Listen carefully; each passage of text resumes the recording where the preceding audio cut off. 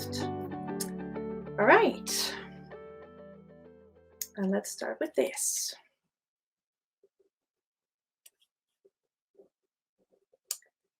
Just give it a second for the delay in the platform. It feels like I am drowning.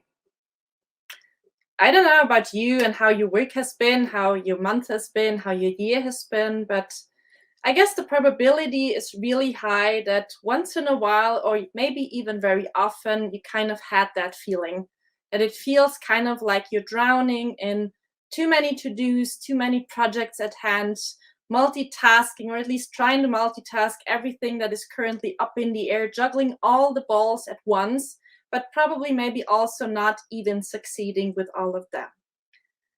As I said, my name is Natalija Hellesoe. I'm supporting companies when they want to increase focus, autonomy, and value creation. So I work a lot with them around leadership and responsibility, around objectives and key results as part of their strategy execution, and around agility in HR. And unfortunately, when I start to work with many of my clients, this is kind of how they describe their current situation, especially now, a year into the pandemic, or even 1.5 years. All of the teams I talk to, it's kind of like the same situation.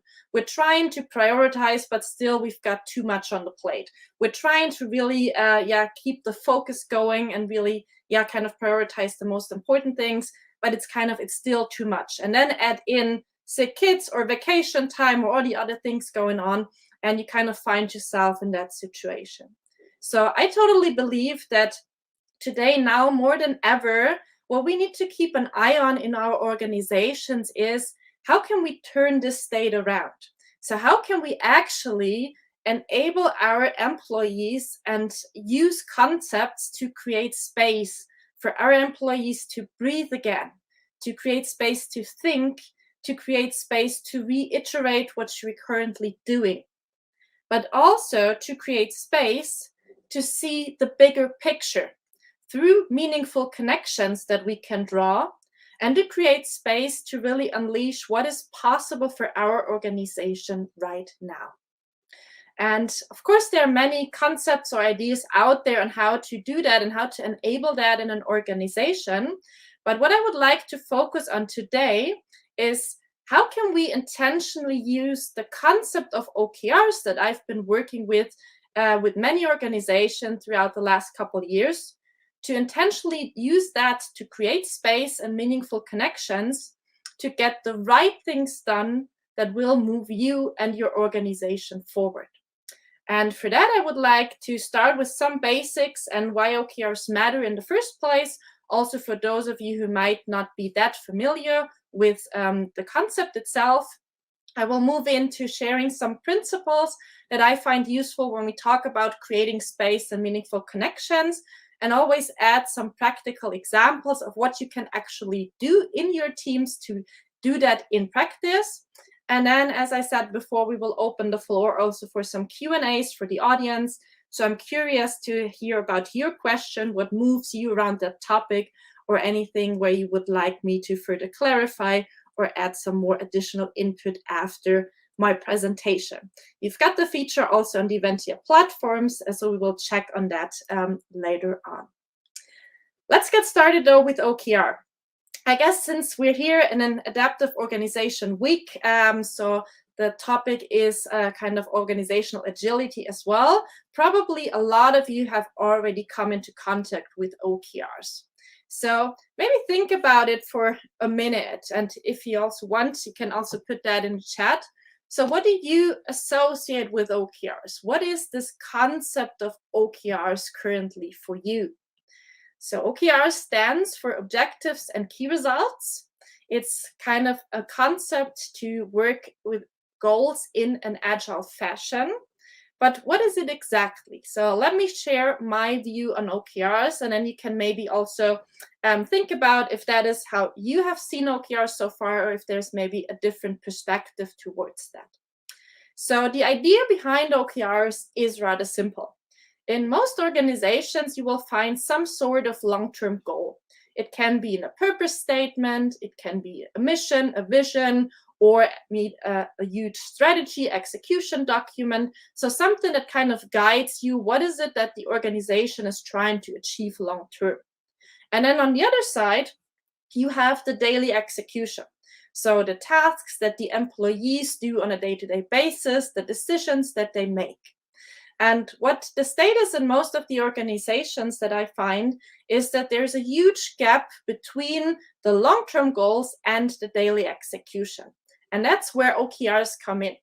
So what OKRs are trying to do is to bridge the gap between the long-term goals and the daily tasks. So kind of bridging here a meaningful connection between long-term goals and your daily tasks at hand. How do they do that? They do that by describing an inspiring next step towards the purpose and vision.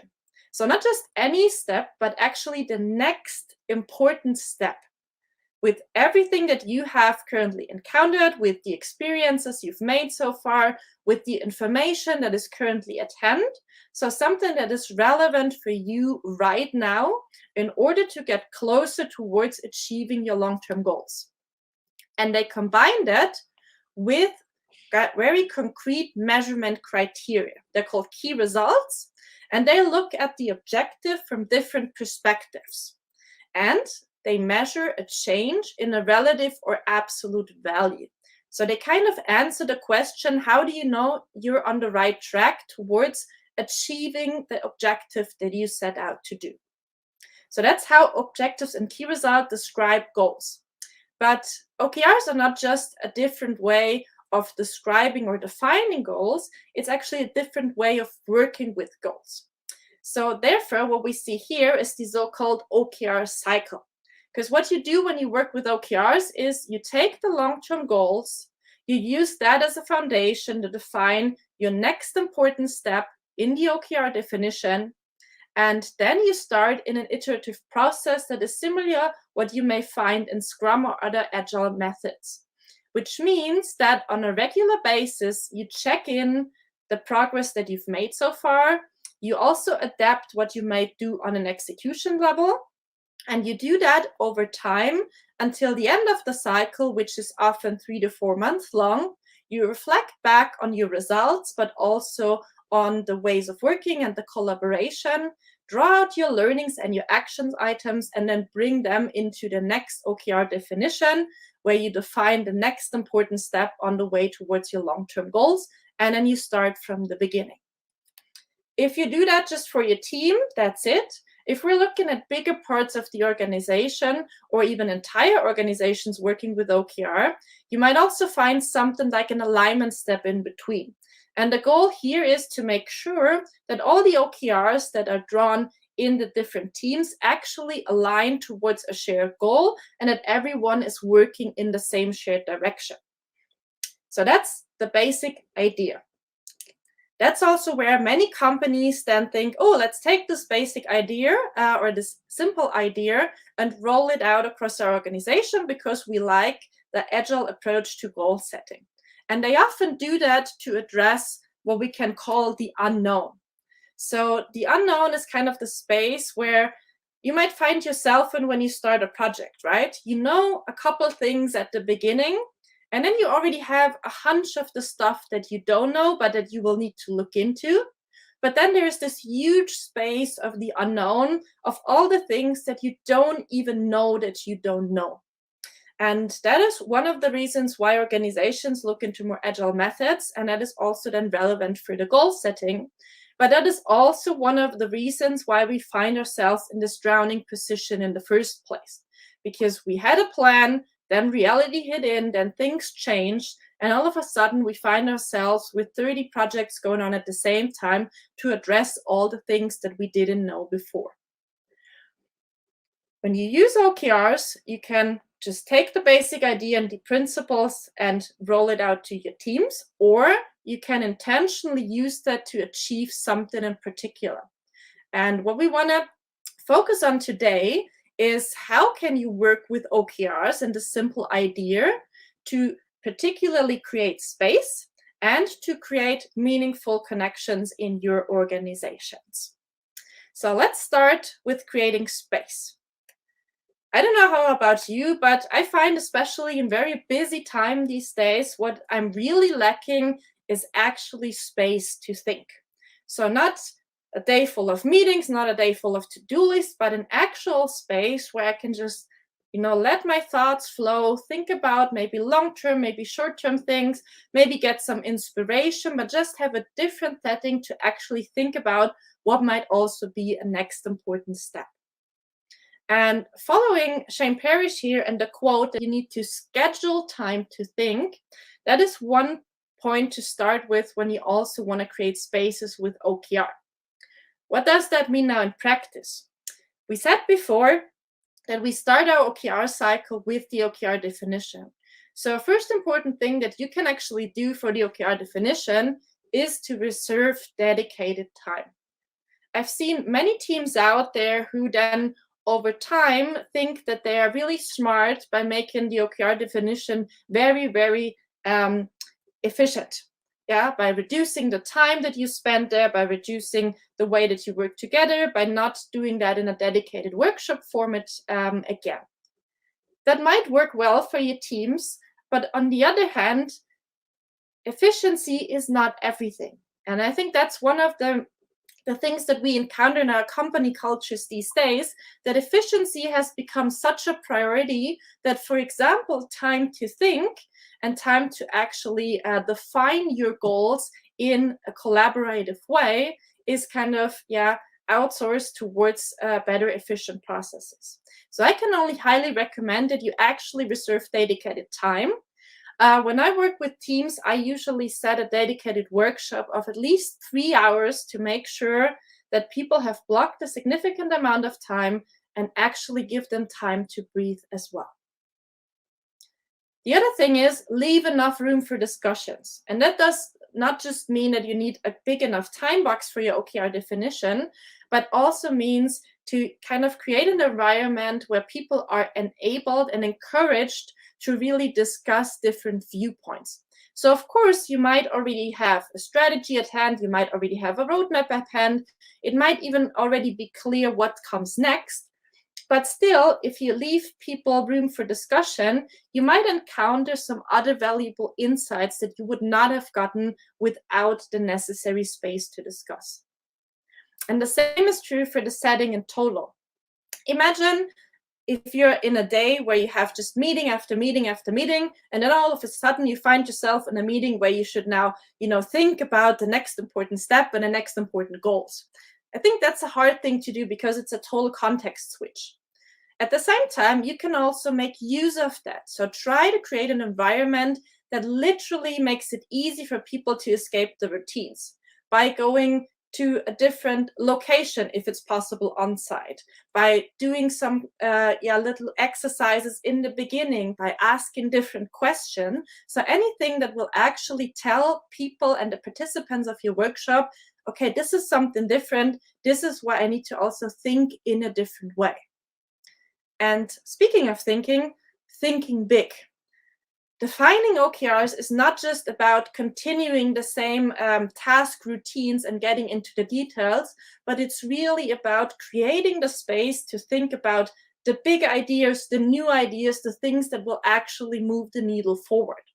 So, for example, with questions like, what would you do if you had all the competencies in the world, or unlimited budget, or something like that, you can open up the floor for people to make it easier to think big. Of course, you need to maybe dial it down later when it comes to the idea execution, but make sure you give them room to breathe and think first. And it can also help then, of course, to visualize. As you know, many people are visual thinkers. So if you kind of visualize the thoughts and discussions at hand, it might make it also easier to create the necessary and valuable space for people to add additional thoughts to what you've already been discussing. And overall, what I can also recommend is to use an iterative, creative process for the OKRs.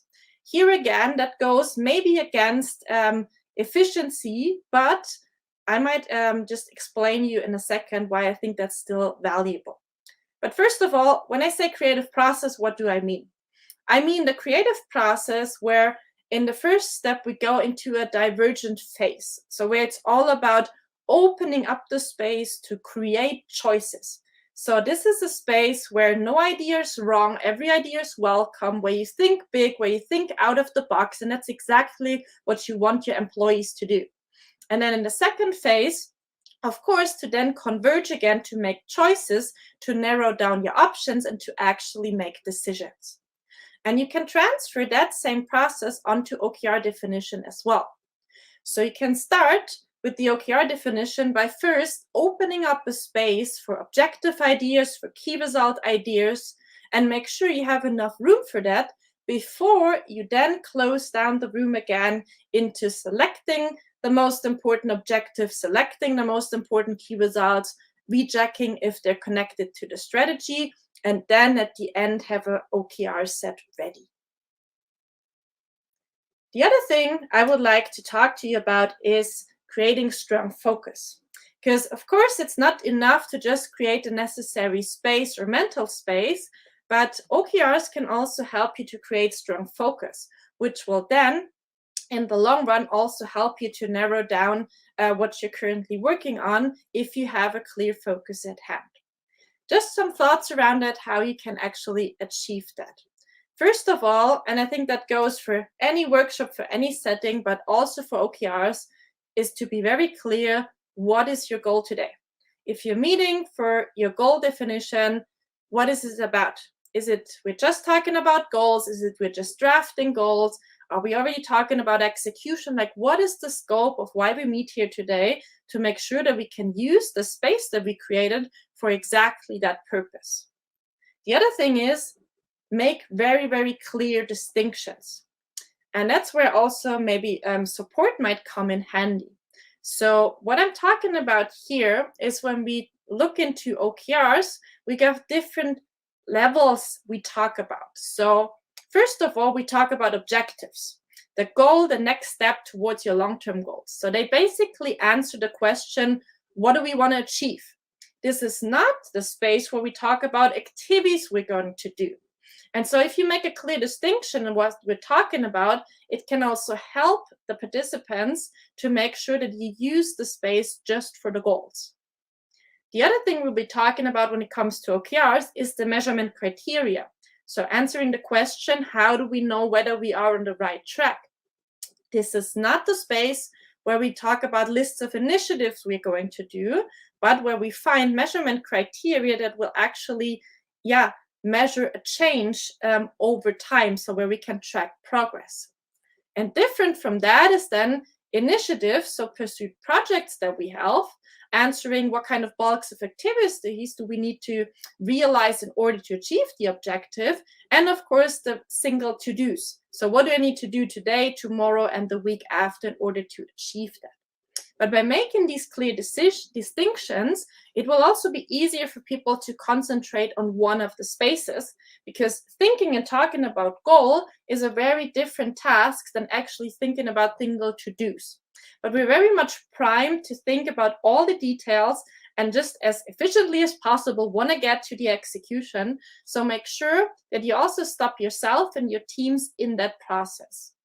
And what can help here is really to take decisions. So you will never create focus unless you say no a lot. And one important question to ask yourself when you talk about OKRs or goals in general is not just, okay, what will we focus on, but to also flip that question around. So what are you not going to focus on? What will we not be doing in the next 3 or 4 months? And to get a committed answer to that from your team. What can that look like in an OKR workshop? So one thing I work with is a so-called kill board. So imagine you have an OKR definition workshop with your team, maybe an OKR coach is present as well. You kind of made a brainstorming, you created a lot of space for different ideas based on your vision and your mission and your focus topics. And then you selected a couple of objectives that you find most relevant.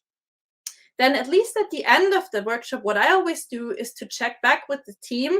So from all these ideas at hand, what can we now move to the kill board? And Collaborte in that sense, meaning what is not the most important thing to focus on for the next quarter. It could be that it becomes relevant again for 3 months in time, or maybe in a year from now. So it doesn't mean that we kill it entirely. It just means it's not a priority right now. And so the question, what can we put on the kill board, is always combined with, are we committed as a team to actively say no to all the to-dos that would be necessary to achieve these objectives in favor of actually achieving the objectives that we selected as the most important ones? And interestingly, that can open up a lot of space for interesting discussions, because sometimes for many teams, it's easier to actually commit to a couple of objectives that you're going to do and that you're going to achieve, instead of actually committing to things that you're not going to do. And this is also where support can come in very handy. Many teams, also in terms of efficiency, think that, okay, let's just get it done in our team. Maybe the team lead facilitates the discussion. That can work pretty well. But one challenge that you're always dealing with, and that takes up a lot of mental space as well, is the role conflicts that go with that. So what I can recommend is really to look into, do you have people in your own organization that could serve as an OKR coach, or maybe even bring in somebody external to help support, facilitate that kind of meetings, to actually free up also the mental space of people, that instead of dealing with role conflicts and social norms, to really be fully present and give their input and their commitment to the goals at hand. It's totally different, though, when we look at the check-ins. So the OKR definition is where we think big, where we talk about the ideas, and where we then decide on the goals. So we want to make sure we have enough time. The check-in is kind of the contrary. This is a very small amount of time where we just want to make sure that we look at the progress and we discuss what is then a next necessary step, and do we need to adapt anything. So here it's really about creating focus with very clear time boxing. So I just shared an example here. If teams do, for example, a 30-minute check-in, it's really just very brief check-in. Are there any news that are relevant for all of us? And then maybe go through the 3 OKR sets that the team has set out to achieve. So here you really want to make sure that the focus is created by time boxing, and that you don't waste necessary space that you actually need for the execution throughout the quarter.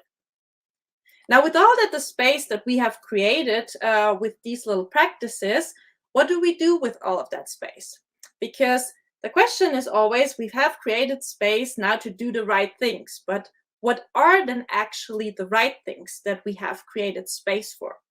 And that kind of brings us to this quote that I love from Henry David Thoreau, that it's not enough to just be busy. It's not enough also to create space to be busy, but the question really is, what are we busy about? So what is now the right thing to choose to fill up that space that we created with?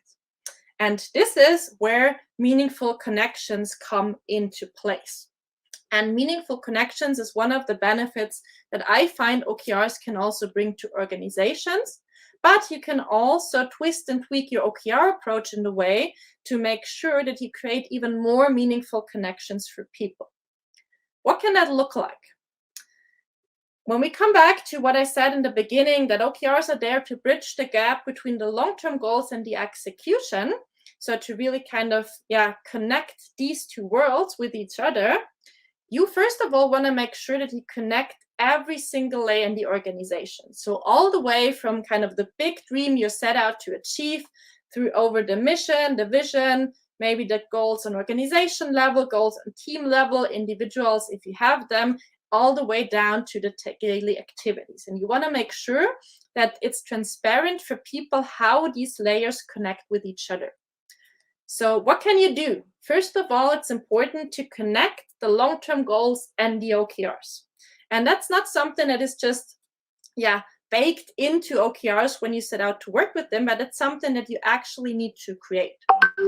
So one way to do that is to focus on the connection line here. So how can I bring the view of the long-term goals, of the bigger picture, into my OKR definition?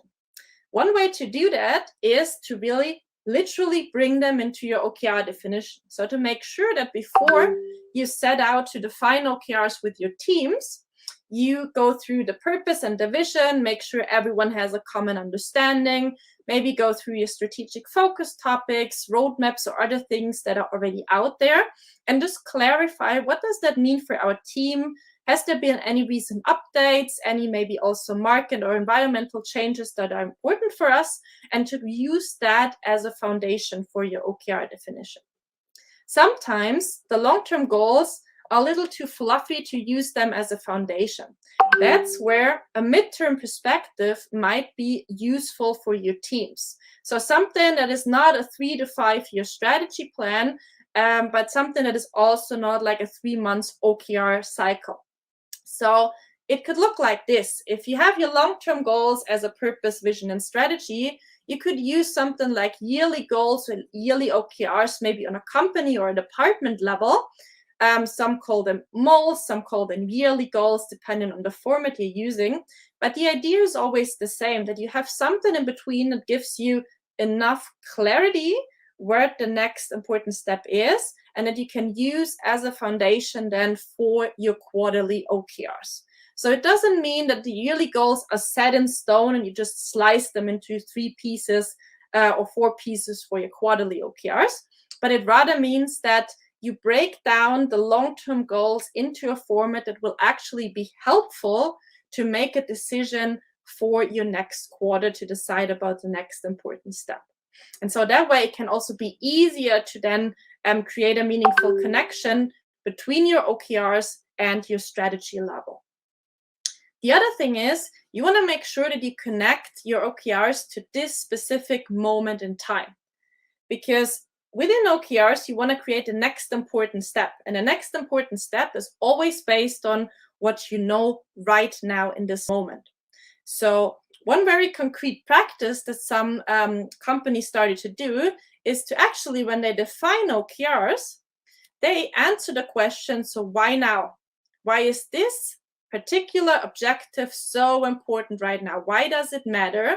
Why can we not delay it by a month, by 2 years?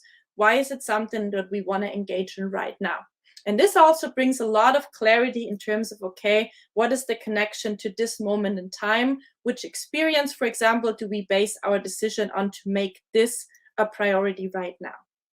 So why now is a question you should always ask in your OKR definition. That brings us to the point where, okay, why do we talk about connections in general? And that is the importance of perspective. Through OKRs and through kind of connecting all the different layers in your organization, you want to make sure that you create a perspective for your employees on what is their contribution to the bigger picture.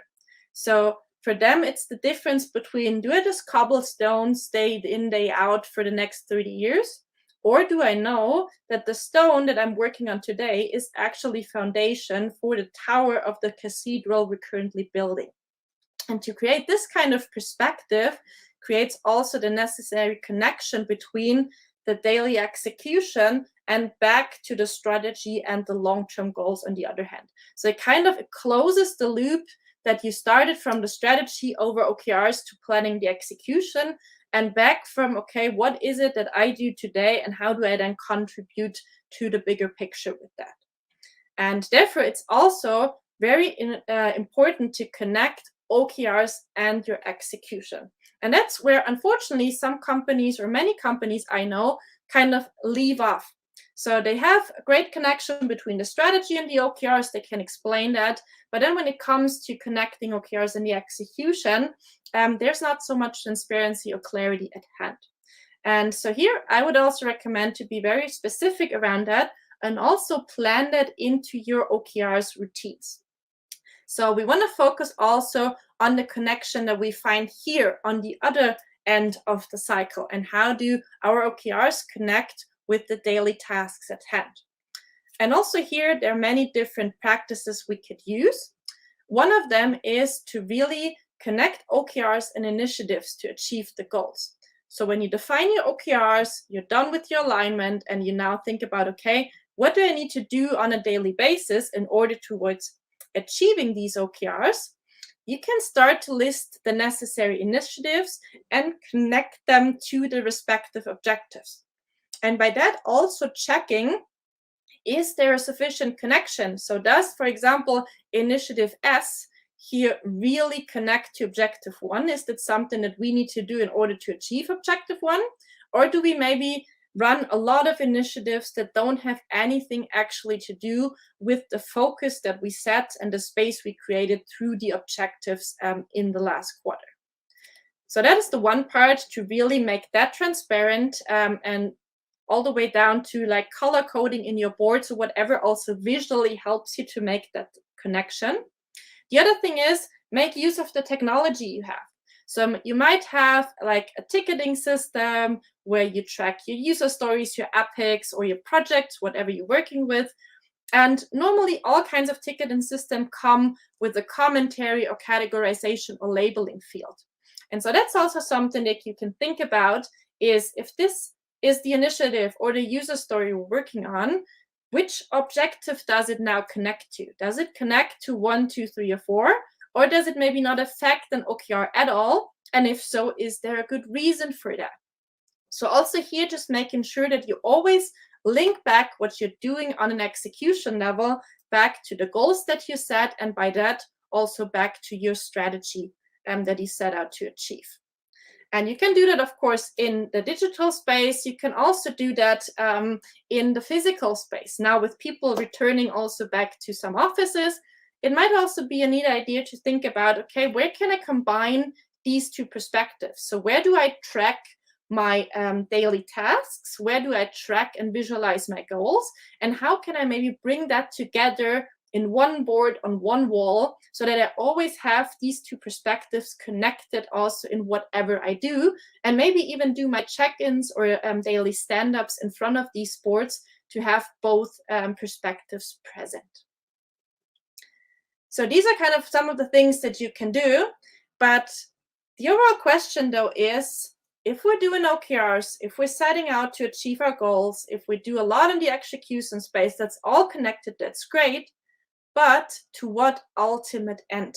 Do we just do OKRs and all the initiatives because it's cool or because that's what we need to do? Or does it actually help us to solve some of our problems? And I think that's the ultimate connection that I think businesses need to draw whenever they use concepts like OKR or other things alike, is connecting the concept, in this case OKRs, to relevant business problems. And if you think about it now, what are currently the biggest problems or challenges that your organization is facing? First of all, could you actually name them? Second of all, how do you know it's an actual problem? And whom is it a problem for? Could you already answer these questions? And if you're working with OKRs or thinking about that, what particular problem would OKRs then actually address or help you solve?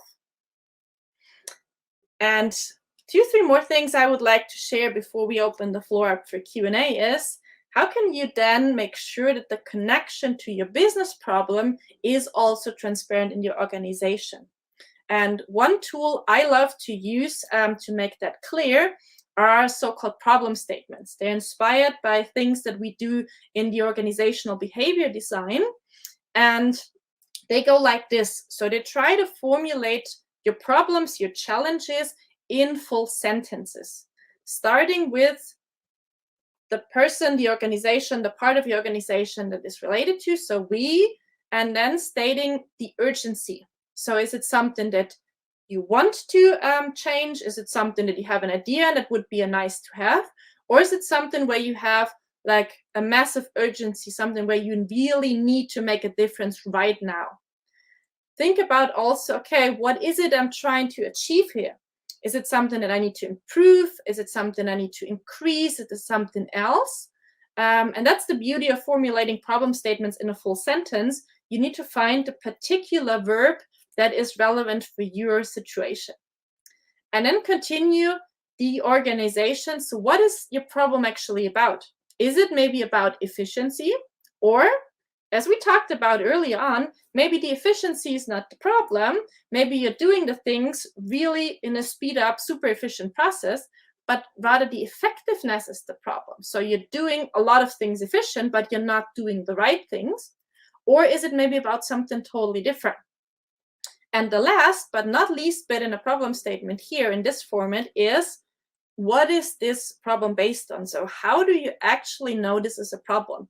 Was it due to market demand? Was it as a business results trends? Was it maybe an employee or manager demand? Like, where did this problem actually come from? What kind of sources do you have? What kind of insights do you have in actually knowing that this is a problem?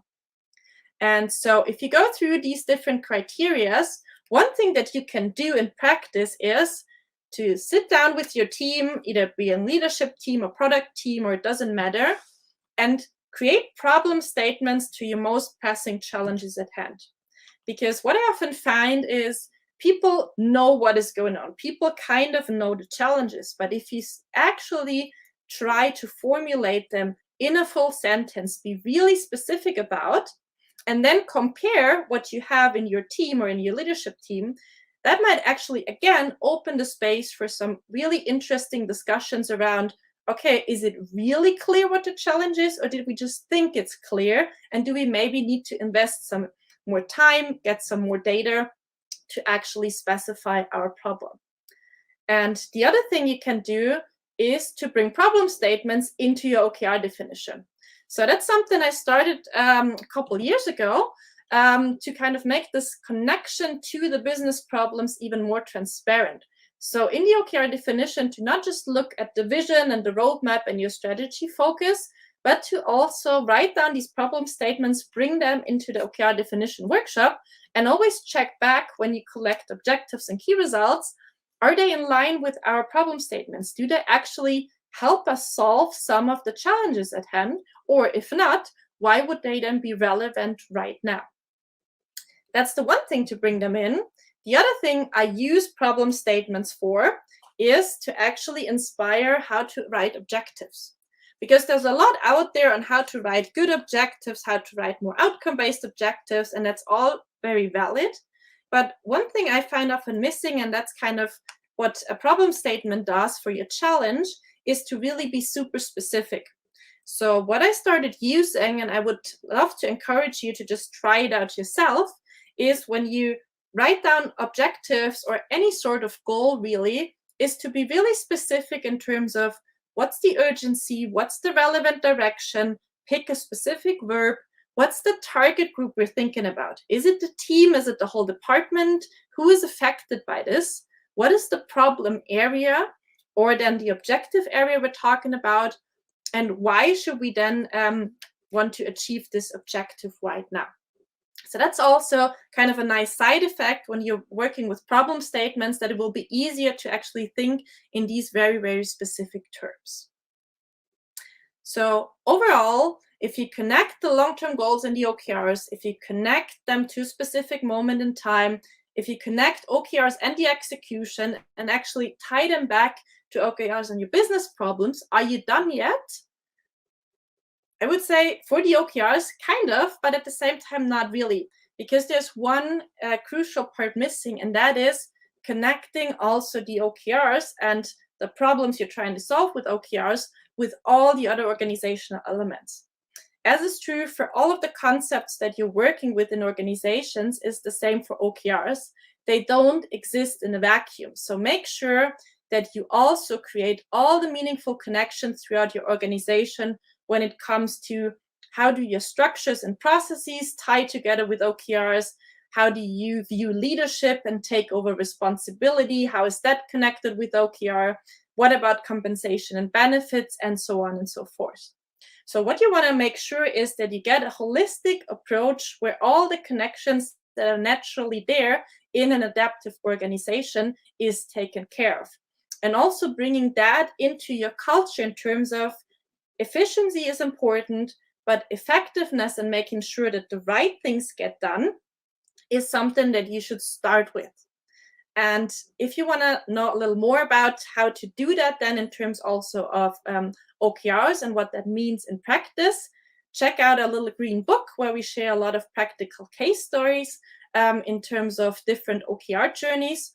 Or also happy to see you at one of the next monthly OKR meetups, where Mikael just said the next one is an open space coming up on September the 2nd and November the 2nd, or check out some of our training offers. I'm always happy to engage with practitioners from the community.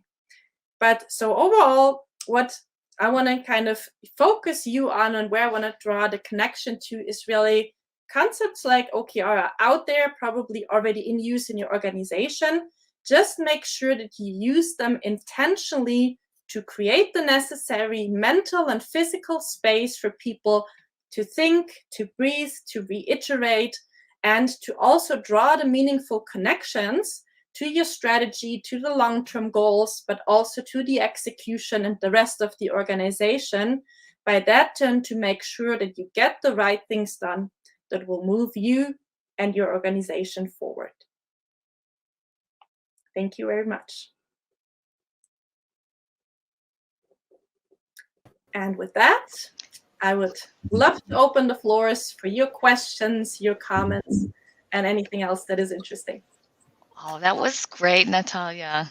Thank you. I really love the way you connected the OKRs to big thinking, like design thinking. So it was just wonderful. So our first question is coming to us regarding tracking progress. What cadence do you recommend? I think you talked about that a little bit, but can you expand on it a little bit more? Absolutely, I would love to add on to that. So when we talk about tracking progress, we're talking about OKR check-ins, so the regular short meetings that we do in the OKR cycle. I would say, if you ask me for a specific recommendation, I would say at least every 2 weeks, because that's just kind of from the experience, a cadence that is not too often, but also often enough to make sure that you actually have some time to adjust if it's necessary. If you just do it once a month or even less, you will not actually have the possibility to act on the insights that you may find or the progress that is not in place yet. For some teams, it might also work to do that even on a weekly basis. I would only recommend to do it that way if you already, for example, have a weekly team meeting or other routine established where you can just easily connect the check-ins into it. Then, yeah, doing it once a week might also work, but otherwise I would say every other week is a very good cadence. That's great. Thank you. Our next question, how would you do the visualization of OKRs? What are some good techniques for that? Yeah, we've seen a picture with the wall. So I imagine that's when the physical. Did you keep that during the pandemic? Unfortunately, not really. So before the pandemic, I was actually doing a lot of on-site OKR workshops. During the pandemic, or even up to now, I just work remotely with my customers. But I kind of try to recreate the same situation. So we normally use collaboration boards like Miro or Mural or whatever is already in place in the organization, and really kind of create these big walls where we have still the strategy and all the other necessary input in place, where we then do brainstorming, where we can move stuff around. So kind of this feeling of creating a total overview. The only obstacle in the remote world really is it's not that easy as when you're in an on-site location to actually see the full picture. So you maybe need to make sure that you split it up in either shorter workshops or make sure that people read through some of that beforehand, but it's kind of the same principle. For the other part, when you already have OKRs, I mean, there are, of course, a lot of tools out there who do a neat job in visualizing then all the OKRs that are out there in the entire organization. But I mean, that's, of course, a different challenge when it comes to visualizing the OKRs at hand. But for kind of the process, I can definitely recommend any sort of collaboration board that also lets you do iterations. So nothing too static, not like an Excel sheet or not just a wiki page where you can just paste stuff in, but give people space here also to move around, to think, to reiterate. I think that's the key point. And then how do you coordinate that visualization with Miro or Mural with the metrics, about collecting the metrics? You do some kind, that board, that OKR in the Miro, it's 70%. Then you go to somewhere and add in 70%. Or how do you sync the physical and digital world? Yeah, good point. So I've seen two things that work well in practice. So one is when teams don't have an OKR tool, they might actually do their check-ins on a board, kind of in the way that you suggested, that they put in the numbers there. But for most of the teams I work with, we only use the collaboration boards to finalize the OKR sets. So kind of for the brainstorming and the iteration phases. Once they're done, we move the final OKR sets to an OKR or goal tool or HR tool if they have something like that in place. And that's where they then do the check-ins on the metrics, because there it's often a lot easier to also visualize the progress, to fill in the numbers, and that can even be connected often with ticketing systems or like. So I would always recommend to kind of use both, but I still stick to the collaboration boards, even if it's a little effort to then kind of transfer them, because I think it's worse for the creative process to have something else at hand. Yeah, I like the way you had the ticketing system, the tickets connected to the OKRs, where you had a pull down for that. That was a good example. What do you think are the most common mistakes when we're defining our OKRs? Oh, that's a good question. Yeah. I guess kind of building on what I said in the presentation is we're not giving it enough time. So we just think we can just rush it. We can just do that, somewhere in between. That often leads to OKRs that are not very creative, that didn't really also challenge the status quo, that are basically just building on what we already know on top of our heads. And I don't think that's the best use case of OKRs, because it really doesn't allow people to critically think about what is the now with everything I need or I know today, the next important step. So kind of rushing that process. One other thing that I often see is very unspecific OKRs. That's why I like kind of the inspiration of the problem statement so much, is if you just have a very fluffy headline like increase customer satisfaction, what does that mean? That is nothing specific that will either help you make decisions, that will actually inform other teams what you're working on. So I think it's really crucial to make sure that you're very specific in your formulation of your OKRs for your own good, to be clear and also increase the clarity in your team, but also for the sake of the rest of the organization. If they read through your OKRs, will they actually help them to understand what you're doing? Do you ever talk about the SMART acronym for the objectives? Do you use that? I hardly use that, because that kind of belongs to a different era of goal setting. But I think what it kind of connects with is that we also want to make it very specific, and kind of make sure that it's connected to the right time frame, to the right people, and I think that ties into another mistake, is not to check back on the situation. So what I mean is the OKRs that we then defined, do they actually align with the resources that we have right now? Because so many times teams then encounter, wait a second, we have 2 positions that are not filled. Wait a second, it's summertime, we're all going on vacation next week. Wait a second, and so on and so forth. So you want to make sure that kind of what you define in your OKRs actually has also a realistic connection to the resources at hand, and also, and that is often overlooked, the competencies in your teams. Like you can always, dream big, and that's great, but sometimes you may need other competencies or enable people first to do certain things, or even maybe bring in other colleagues from other teams. But these are the things that you want to make sure that you check on before you finalize your OKR sets as well. So you do the competency assessments before you build out the OKRs, not the reverse. Or is it in tandem? Yeah, it goes in both ways. Always this iterative process. I mean, you could work with just the competencies at hand, but that would also limit you to what you currently have, which might be useful. On the other hand, maybe you would define a next important step that would require a different competency, but if it's worth it, then you might also want to invest in, as I said, getting other people on board or enabling your own employees. So I would say look at it from both perspectives. Love that. Right. Do you think it's possible to work under OKRs within companies mainly focusing on short-term problems and urgencies? Company culture is really important to understand the OKR culture, I believe. I guess there are different things in these questions, but maybe let me elaborate on some of them. So I would say company culture is important when it comes to also OKRs. And then, of course, If you're still working in a rather traditional company with very traditional mindset, it's maybe hard at the beginning to adapt the rather agile principles and kind of the iterative way of working of OKRs, and also to think in terms of outcomes rather than solutions, to think a little more long-term focused than just short-term focused. So I would say you might run into a lot of challenges when that's the way that your company works. On the other hand, OKRs might also kind of gain the benefit for you that even if you're focused on short-term problems and urgencies, what is the bigger picture? Because if you're only kind of focusing on, okay, where is the fire that I need to put out tomorrow, that might be relevant for right now, but also there the question is, to what ultimate end? Why would I focus on this particular urgency or problem right now? So I think there should be something in place, and this could be OKR, to then also connect you back into the reasons why you're currently fighting these urgencies. Might be worth though looking into maybe a little lightweight OKR process, or maybe just one OKR to begin with for an important strategic topic. So something that will not just cost you, a lot of effort at the beginning, but I would still think it's worth looking into. And what about usually OKRs are quarterly set?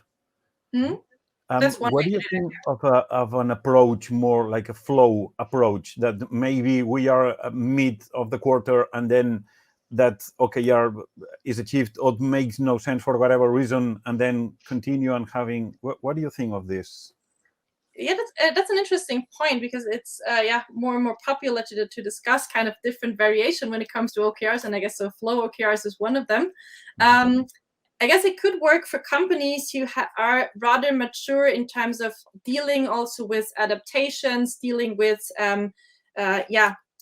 changing environments, and just kind of still keeping the necessary focus. I would say for some organizations I work with, that could totally defocus them as well. If you're not used to just adapting very, very fast and making sure that you still see the bigger picture, I think there's also some benefit in working with OKRs quarterly to make sure that you free up the time to really get all the insights in place, instead of just rediscussing your next priorities. Because I think the challenge that lies in that is, do I really get significant resources on maybe one or two focus topics to really move forward?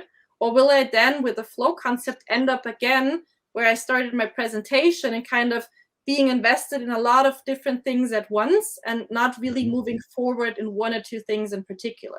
So I could see that it works for companies that have already kind of a maturity also when it comes to the execution of these processes.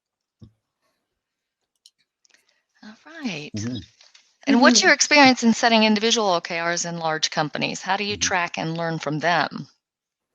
Also a very good question. I like it. First of all, let me say it depends on what you think about when you talk about individual OKRs. So I'm not a fan of breaking down team OKRs into individual OKRs unless I work in teams where this is functionally a necessity. So let me just share an example. I was working in HR for a long time, and there the typical case is that within a team, you just have different functions, but also kind of people behind the functions. So I was, for example, the only person responsible for people development. So I had my own OKR set for people development due to the functional area I was responsible for, but not for me as a single person. And that was also not tied, for example, to my bonuses or my salaries or like. So I'm not a fan of this. But if we're talking individual OKRs in terms of personal development, so using them to enable new competencies for individuals and kind of track their competency building, I think they can do a good job. And then it depends on what kind of, for example, also tooling or processes you have in place. Like I know of a couple companies who then use their traditional HR software, and instead of just writing down development goals like they used to, they write them down and track them in the HR tool in an OKR format. Also have little check-ins with their managers, have a reflection at the end of the quarter. So basically kind of also move to a quarterly cadence when it comes to their development tools, and use the OKR reflection to also learn from them. But I think that's something that is still in experimentation phase for a lot of companies. But never linked to individual bonus or something like that. That's that. what we usually say as recommendation, not linking individual OKRs to individual monetary grant or something.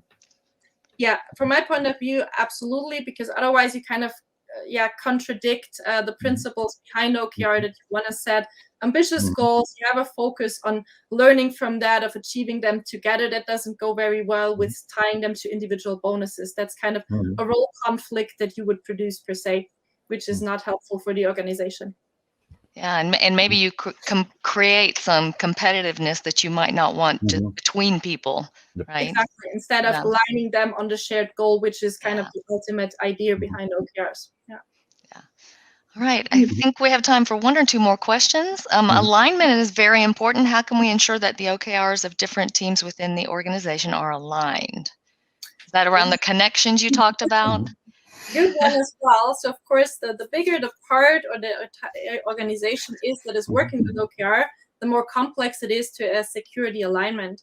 One thing that I find very useful in smaller organizations is to actually do alignment in workshops as well. So to make sure that you, for example, you define the company OKRs, and then the teams think about what is their contribution to the company OKRs. And then in an alignment workshop, bring all that together and then kind of find out, okay, where do we have conflict potentials? Where do we need to answer questions? Is that all kind of going very well? But that is, of course, only possible if you have a setup of an organization. For example, some of my customers are like 100 to 300 people, and then you can bring in all the team leads and the leadership team together to do these sort of alignment.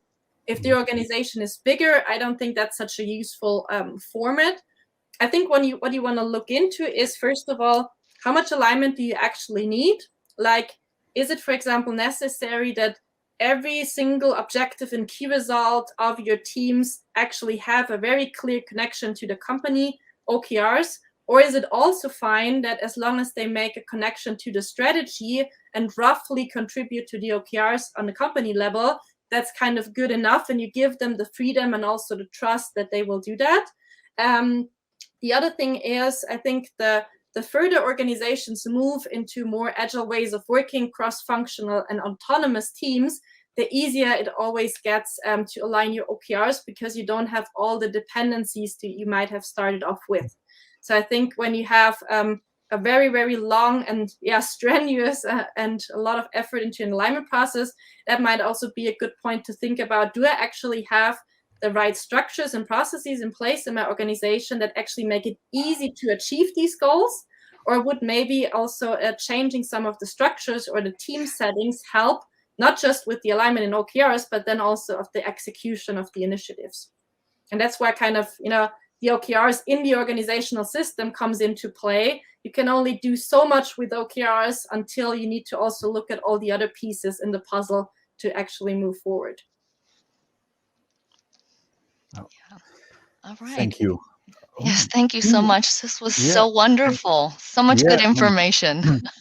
I think we still have some questions in the backlog, but I'm afraid we won't be able to. Well, happy all of them. Reach out on social media or LinkedIn to answer any additional questions as well.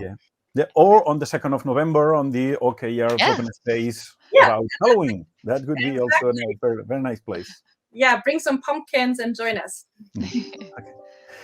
All right, Natalija, thank you so very much for joining us today. We really appreciate it. Thank you very much for having me. And I'll enjoy the rest of the evening. Great. You too. Thank you. Good to meet you. Thank you.